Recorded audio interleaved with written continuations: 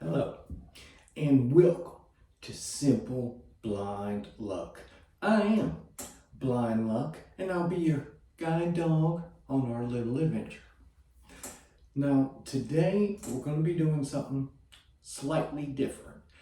We're kind of going to be going over the chronology of how I became Blind Luck. So, for any that don't know, I am completely blind, and it's not from diabetes or glaucoma or anything, and I wasn't born blind, but it was the result of a car accident. And I was going to kind of go into some more of the detail, because a lot of people wonder, like, how in the world did you get blind from a car accident? But before we get going with that, I think it would be prudent just to give a little bit of backstory and context. I have always been really big into cars, pretty much anything as far as driving, working on cars, and just knowing information about cars. I've just been a car junkie.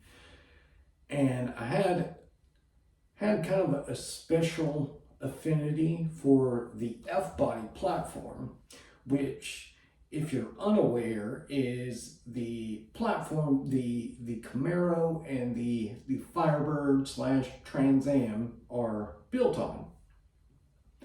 And I had some Camaro, Firebird stuff that were okay, but nothing. I was always working towards something nicer, better, faster, always faster. And then in early January of 2008, I finally got where I was content. I didn't want anything better. It was awesome. It was a 97 Cayenne red Trans Am. Had T-tops and all the nice stuff. And I had the car for about 3 weeks or so. And I decided I was going to go over to a buddy of mine's house and go over there. And I'm not going to lie, I had just turned 21, so there was most certainly going to be some drinking going down. I will say the group of friends I had, and mostly still have now, are very big into not driving when you've been drinking. It was always, hey, just stay here. You can sleep here. Go home in the morning, no problem. And I was big on that too. But we had been drinking for a while, and it was mostly my friends, but there were, acquaintances there, friends of friends, people that you know their name and you've spoken with them, but you wouldn't have their contact info in your phone, that kind of situation. And one of the fellows there, he happened to have a Trans Am as well, except his was just slightly newer, to where it had a bit of a facelift, and they had upgraded motor, all kinds of things like that. And of course, we're talking, going back and forth about them, comparing them. We end up going outside in the freezing cold to look over and compare both of them. Well, then we get the bright idea that, hey, let's go for a ride in this one, and then we'll both go for a ride in the other one and kind of compare them that way. And normally I wouldn't do anything like that, but for whatever reason, the excitement of it being a new car, and in addition to all the effects of the alcohol, made me kind of lower inhibitions to where I said, oh yeah, sure, that'd be a good idea. So we hop in his, and we did not get, as soon as we pulled out of the driveway, it was foot to the floor.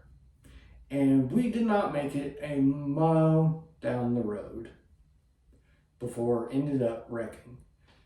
And we are in the country where it is just woods, trees everywhere.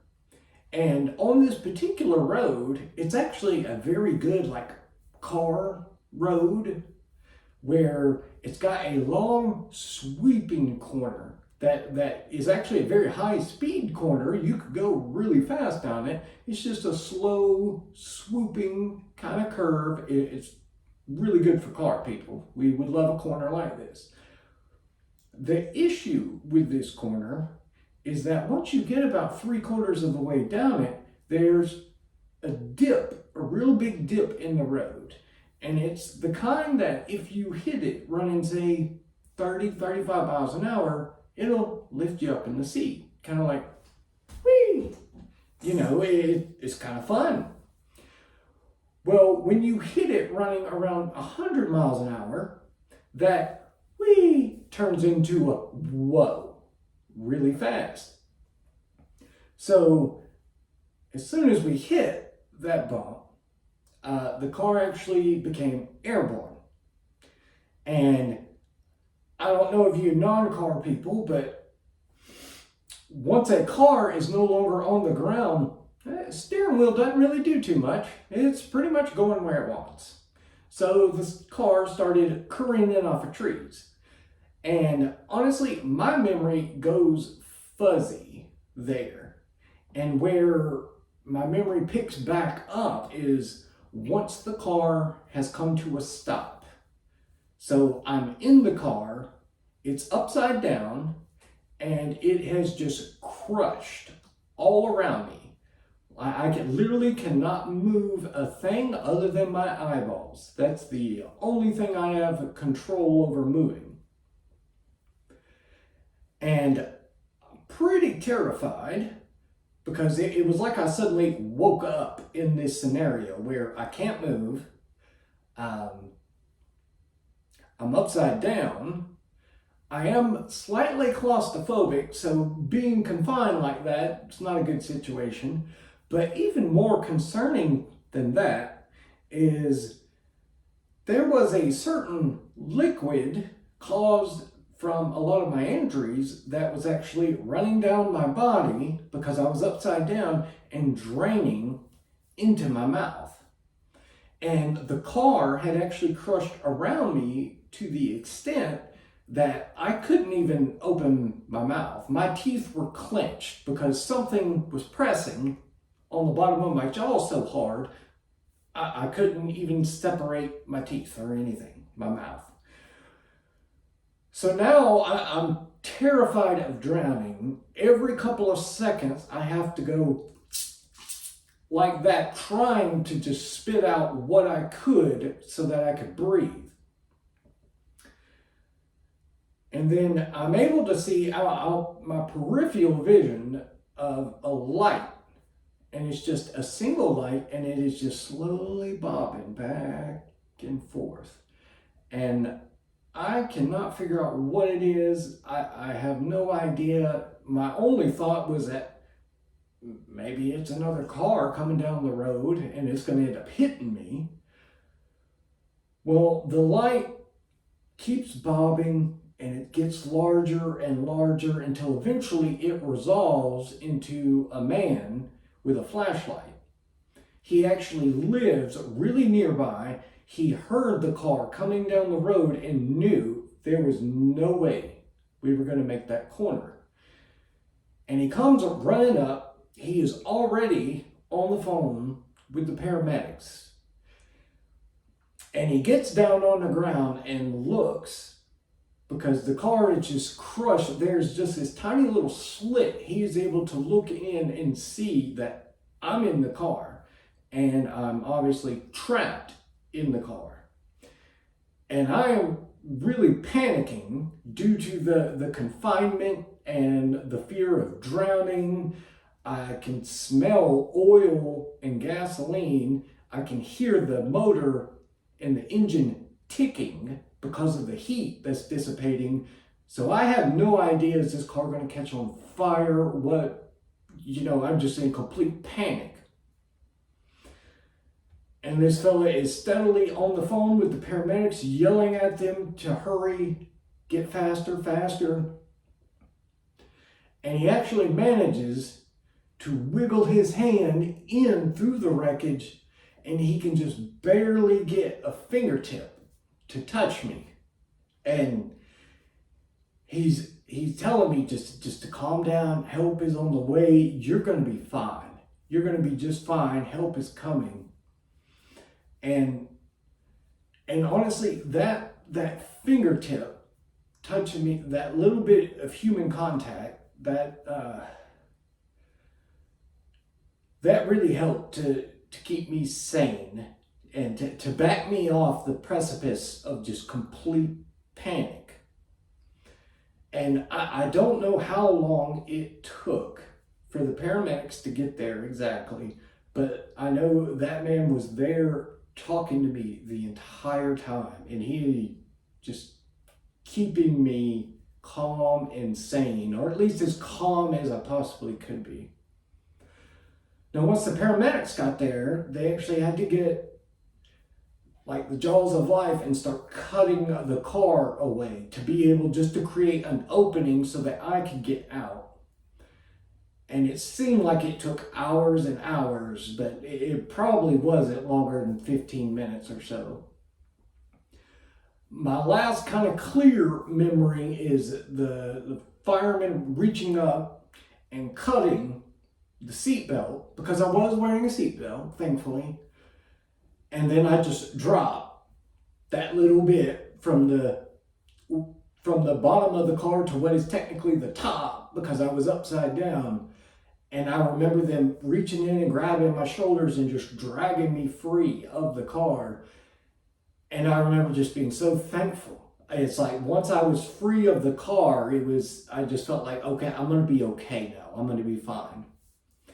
And honestly, that's where my memory kind of goes a little fuzzy from there. Now, the driver of the car was not wearing their seatbelt at all. But it's one of the rare situations where they were actually very fortunate for that. Because by the time the car had come to a stop, the steering wheel and the taillights were practically touching. So had he been in the vehicle at the time, he definitely would not have made it. He was actually thrown from the vehicle. And like I mentioned before, we're in the woods, in the country, where it is just tree, tree, tree, bush, tree, tree.